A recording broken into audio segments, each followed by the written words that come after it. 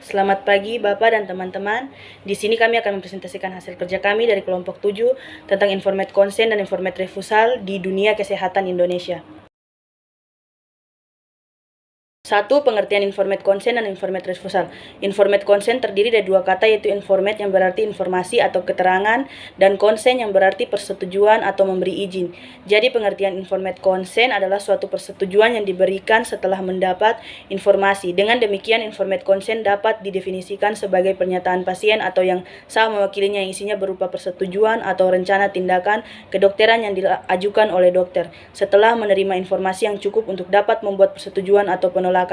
Persetujuan tindakan yang akan dilakukan oleh dokter harus dilakukan tanpa adanya unsur pemaksaan. Informate consent menurut Permenkes nomor 585/Menkes/Per/9/1989 persetujuan tindakan medik adalah persetujuan yang diberikan oleh pasien atau keluarga yang atas dasarnya penjelasan mengenai tindakan medik yang akan dilakukan terhadap pasien tersebut.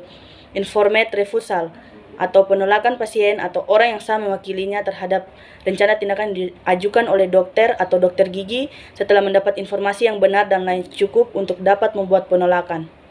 Suatu penolakan dianggap sah apabila 1. Pasien atau orang yang sah mewakilinya telah menerima informasi yang benar dan layak. 2. Pasien atau orang yang sah mewakilinya dalam keadaan kompeten untuk memberikan persetujuan atau penolakan. 3. Persetujuan atau penolakan diberikan secara sukarela.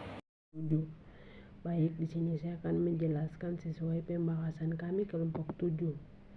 2. Tujuan informate consent dan informate refusal. Informate consent memberikan kenyamanan dan dukungan bagi pasien untuk mengambil pilihan bagi dirinya, serta meningkatkan komunikasi dalam hubungan dokter dan pasien. Selain itu, informate consent juga bertujuan untuk memberikan perlindungan bagi pasien dan dokter. Informate refusal memungkinkan pasien dapat pertimbangan kelebihan dan kekurangan rencana tindakan medis dengan tujuan akhir adanya pilihan rasional untuk menerima atau menolak tindakan tersebut. Bentuk-bentuk informate consent dan informate refusal. Informate consent, ada dua macam bentuk informate consent, yaitu 1. Keadaan biasa, tindakan yang biasa dilakukan, telah diketahui, telah dimengerti oleh masyarakat umum, sehingga tidak perlu bagi dibuat tertulis. Misalnya, pengambilan darah untuk laboratorium, suntikan, atau henti luka terbuka. Nomor 2. Keadaan kawat darurat. Secara umum, bentuk persetujuan yang diberikan penggunaan jasa tindakan medis pasien kepada pihak pelaksana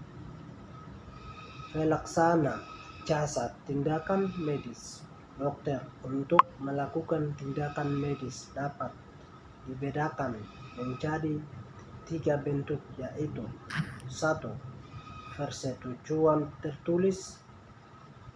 2. Persetujuan lisan. 3. Persetujuan dengan syarat. Informate refusal. Berikut adalah informate refusal. Ada dua macam bentuk informate refusal, yaitu 1. Persetujuan atau penolakan tersirat adalah persetujuan atau penolakan tanpa disertai pernyataan yang tegas, tetapi syarat ini dapat ditangkap oleh dokter dari sikap atau tindakan pasien orang yang sah mewakilinya. A. Pada keadaan normal. B. Pada keadaan darurat. 4. Persyaratan informate consent dan informate refusal. Informate consent terdiri dari 3 syarat. Yang pertama, disclosure, yang kedua capacity, dan yang ketiga voluntariness. Kemudian pada informat refusal ada 4 syarat, yaitu yang pertama, perawatan atau pengujian yang diusulkan. Yang kedua, risiko dan manfaat penolakan. Yang ketiga, hasil yang diharapkan dengan dan tanpa pengobatan. Yang keempat, terapi alternatif jika tersedia. Kemudian pada bagian yang kelima, pertanggungjawaban hukum mengenai informed consent dan refusal. Penyampaian informasi untuk melakukan tindakan medis lazim dikenal dengan istilah informed consent. Pelaksanaan informed consent dan informed refusal tidak hanya mengikuti protap atau prosedur tetap, tetapi sesungguhnya mempunyai pertanggungjawaban hukum sebagai berikut. Yang pertama, Undang-Undang Kesehatan yang lama atau UUK nomor 23 tahun 1992, informed consent tidak hanya tercantum secara khusus. Kita hanya dapat melihat dan disinggung sedikit bahwa dalam keadaan darurat di mana dibutuhkan tindakan medis maka hanya dapat dilakukan dengan persetujuan ibu hamil yang bersangkutan atau suami atau keluarganya pada pasal 15 ayat 2 bagian C. Yang kedua, Undang-Undang Kesehatan yang baru atau UUK nomor 36 tahun 2009, misalnya pada pasal 8 yang berbunyi setiap orang berhak memperoleh informasi tentang data kesehatan dirinya termasuk tindakan yang pengobatan yang telah maupun yang akan diterimanya dari tenaga kesehatan. Yang ketiga, selanjutnya pasal 56 ayat 1 berbunyi, setiap orang berhak menerima atau menolak sebagian atau seluruh tindakan pertolongan yang akan diberikan kepadanya. Setelah menerima dan memahami informasi mengenai tindakan tersebut secara lengkap. Nomor 6. Kapan diperlukan informed consent dan refusal? Informed consent dan informed refusal diperlukan pada saat nomor 1. Tindakan medis sesederhana apapun tindakan tersebut. Nomor 2. Kerahasiaan pengungkapan informasi. Nomor 3. Pemeriksaan screening. Nomor 4. Kepentingan pendidikan. Nomor 5. Kepentingan penelitian. Nomor 7. Hak pasien dalam informed consent dan refusal. Dalam Undang-Undang Nomor 29 Tahun 2004 tentang Praktik Kedokteran pasal 52 menyebutkan bahwa pasien dalam menerima pelayanan pada praktik kedokteran mempunyai hak nomor 1 mendapatkan penjelasan secara lengkap tentang tindakan medis sebagaimana dimaksudkan dalam pasal 45 ayat 3, yaitu diagnosis dan tata cara tindakan medis yang dilakukan, alternatif tindakan lain dan risikonya, risiko dan komplikasi yang mungkin terjadi, dan prognosis terhadap tindakan yang dilakukan. Nomor 2, meminta pendapat dokter lain. Nomor 3, mendapatkan pelayanan sesuai dengan kebutuhan medis. Nomor 4, menolak tindakan medis. Yang kelima, mendapatkan isi rekaman medis. Selanjutnya yaitu etika dan hukum. Bagian A, aspek etika. Berdasarkan pada prinsip etika, yaitu otonomi pasien dan hak asasi dasar manusia, pasien memiliki kebebasan mutlak untuk memutuskan apa yang terjadi pada dirinya, mengumpulkan informasi sebelum menjalani suatu prosedur tindak medis. Tindak medis pun berhak untuk memaksa seorang pasien untuk menjalani suatu tindak medis tertentu. Seorang dokter atau tenaga medis hanya sebagai fasilitator dalam hal keputusan medis pasien.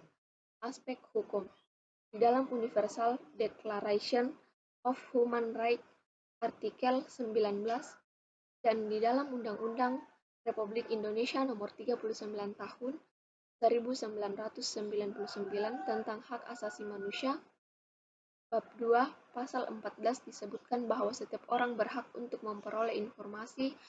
Kemudian di dalam Declaration of Lisbon dimuat pula tentang hak-hak pasien, di antaranya hak untuk menentukan nasibnya sendiri dengan menerima menolak pengobatan yang akan diberikan setelah mendapatkan informasi cukup dan dapat dimengerti. Selanjutnya, pasien memiliki hak atas informed consent, memberikan suatu persetujuan terhadap tindakan diagnostik atau terapeutik yang akan dilakukan terhadap dirinya setelah mendapatkan informasi. Undang-Undang Nomor 29 Tahun 2004 tentang Praktik Kedokteran Pasal 52 butir 4 menyebutkan bahwa pasien dalam menerima pelayanan pada praktik kedokteran mempunyai hak tindak medis. Dan pada butir ke-6, pasien mempunyai hak menolak pengobatan, dan butir ke-7 menyatakan pasien mempunyai hak untuk menghentikan pengobatan. Berdasarkan hal tersebut di atas, apabila pasien mempergunakan haknya dalam memberikan penolakan terhadap suatu tindakan medik, di mana pasien telah mendapatkan informasi sesuai dengan prosedur yang berlaku, maka segala konsekuensi atas penolakan tersebut telah dimengerti dan segala akibatnya menjadi tanggung jawab pasien sendiri. Kesimpulan, hak pasien yang pertama adalah hak atas informasi. Dalam Undang-Undang Nomor 23 Tahun 1992 tentang Kesehatan, Pasal 53 dengan jelas dikatakan bahwa hak pasien adalah selanjutnya yaitu etika dan hukum. Bagian A. Aspek etika. Berdasarkan pada prinsip etika, yaitu otonomi pasien dan hak asasi dasar manusia, pasien memiliki kebebasan mutlak untuk memutuskan apa yang terjadi pada dirinya, mengumpulkan informasi sebelum menjalani suatu prosedur tindak medis. Tindak medis pun berhak untuk memaksa seorang pasien untuk menjalani suatu tindak medis tertentu. Seorang dokter atau tenaga medis hanya sebagai fasilitator dalam hal keputusan medis pasien. Aspek hukum. Di dalam Universal Declaration of Human Rights artikel 19 dan di dalam Undang-Undang Republik Indonesia Nomor 39 Tahun 1999 tentang Hak Asasi Manusia, Bab 2, Pasal 14 disebutkan bahwa setiap orang berhak untuk memperoleh informasi. Kemudian di dalam Declaration of Lisbon dimuat pula tentang hak-hak pasien, di antaranya hak untuk menentukan nasibnya sendiri dengan menerima menolak pengobatan yang akan diberikan setelah mendapatkan informasi cukup dan dapat dimengerti. Selanjutnya, pasien memiliki hak atas informed consent, memberikan suatu persetujuan terhadap tindakan diagnostik atau terapeutik yang akan dilakukan terhadap dirinya setelah mendapatkan informasi. Undang-Undang Nomor 29 Tahun 2004 tentang Praktik Kedokteran Pasal 52 butir 4 menyebutkan bahwa pasien dalam menerima pelayanan pada praktik kedokteran mempunyai hak tindak medis. Dan pada butir ke-6, pasien mempunyai hak menolak pengobatan, dan butir ke-7 menyatakan pasien mempunyai hak untuk menghentikan pengobatan. Berdasarkan hal tersebut di atas, apabila pasien mempergunakan haknya dalam memberikan penolakan terhadap suatu tindakan medik, di mana pasien telah mendapatkan informasi sesuai dengan prosedur yang berlaku, maka segala konsekuensi atas penolakan tersebut telah dimengerti dan segala akibatnya menjadi tanggung jawab pasien sendiri. Kesimpulan, hak pasien yang pertama adalah hak atas informasi. Dalam Undang-Undang Nomor 23 Tahun 1992 tentang Kesehatan, Pasal 53 dengan jelas dikatakan bahwa hak pasien adalah hak atas informasi dan hak memberikan persetujuan tindakan medik atas dasar informasi, informed consent. Dalam dunia medis, penolakan tindakan medis biasa disebut informed refusal. Penolakan yang diinformasikan adalah antitesis dari informed consent, perpanjangan alami dari doktrin. Informasi consent dibahas sangat rinci dalam literatur medis, hukum dan manajemen risiko, sedangkan penolakan berdasarkan informasi kurang mendapat perhatian. Tentu saja, informat berdasarkan informasi kurang dapat diperhatikan.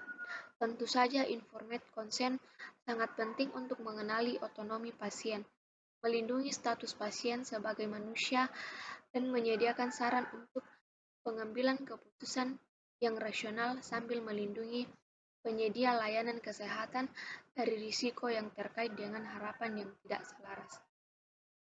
Sekian dan terima kasih.